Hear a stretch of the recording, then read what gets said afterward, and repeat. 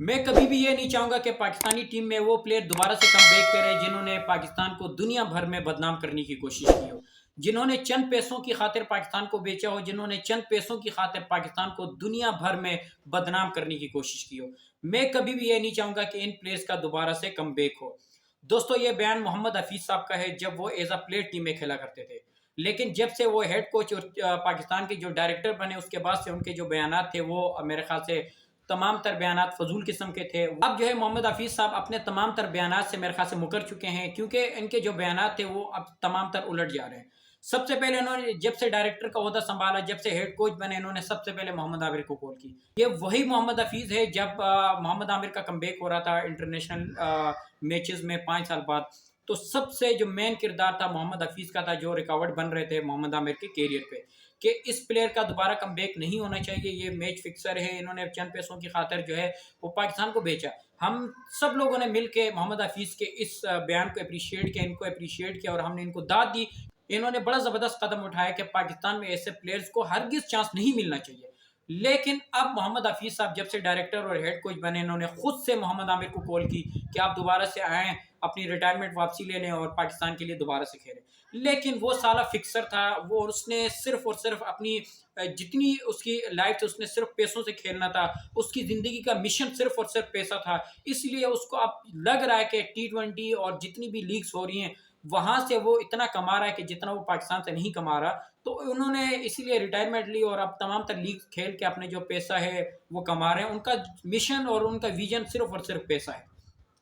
تو انہوں نے صاف کلیئر محمد حفیظ صاحب کو منع کیا کہ بھائی میں نہیں کھیلوں گا، میرا جو ڈیسیژن تھا وہ اس ڈیسیژن کے ساتھ میں جا رہا ہوں، میں دوبارہ کم بیک پاکستان کے لیے نہیں کر رہا ہوں۔ خیر یہ تو خواب بھی دیکھ رہے ہیں کہ میں IPL کھیلوں گا اور پتہ نہیں کیا کون کون سی لیگوں کا جو ہے یہ فکسر خواب دیکھ رہا ہے، لیکن جس یہ اس کا خواب ہی رہ گیا، کیونکہ IPL میں اس جیسے پلیئر کی اب ضرورت نہیں ہے۔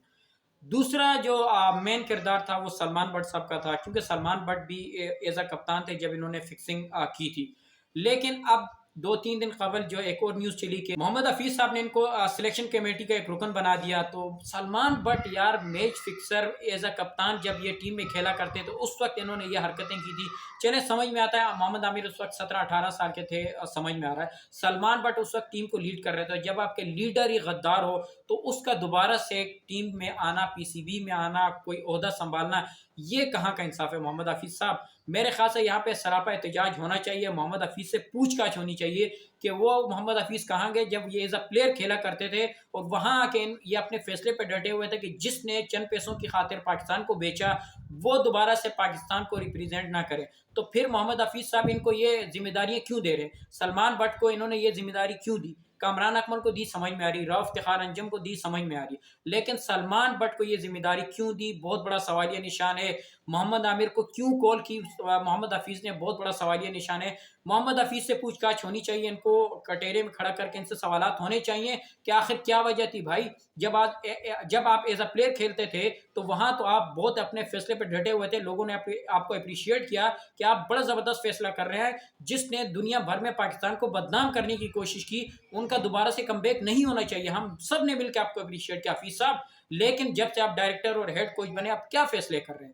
یہ کس طرح کی ذمہ داری دی اپنے سلمان بٹ کو؟ کیا ان کا کردار تھا؟ وہ اس وقت ٹیم کے لیڈر تھے، اور ٹیم کا لیڈر جب غدار نکلے تو پھر جتنے بھی پیچھے پلیئرز ہوتے ہیں وہ سب ڈرپوک ہوتے ہیں، اور اس ٹیم میں سب ڈرپوک تھے اس وقت۔ سلمان بٹ ٹیم کے لیڈر تھے، وہ غدار نکلے، وہ فکسر نکلے، وہ جس نے چند پیسوں کی خاطر پاکستان کو بیچا، آج اسی فکسر کو، اسی بزدل بندے کو آپ ٹیم میں ایک اہم ذمہ داری دے رہے ہیں PCB میں، تو یہ کہاں کا انصاف ہے؟ میرے خیال سے محمد حفیظ سے یہ سوالات ہونے چاہیے، ان سے پوچھ گچھ ہونی چاہیے، آخر کیا وجہ تھی؟ کس نے آپ کو ڈنڈا دیا؟ کس نے آپ کے اوپر پریشر ڈالا کہ آپ نے یہ اہم ذمہ داریاں دی سلمان بٹ کو، آپ نے دوبارہ سے کال کی محمد عامر کو؟ آخر کیا وجہ تھی؟ کس نے آپ کو پریشرائز کیا؟ کس نے آپ کو بیک سے ڈنڈا دیا جس کے بعد سے آپ وہ محمد حفیظ اور اس محمد حفیظ میں زمین آسمان کا فرق ہے؟ اپنا خیال رکھیے گا، دعاؤں میں یاد رکھیے گا، اللہ حافظ۔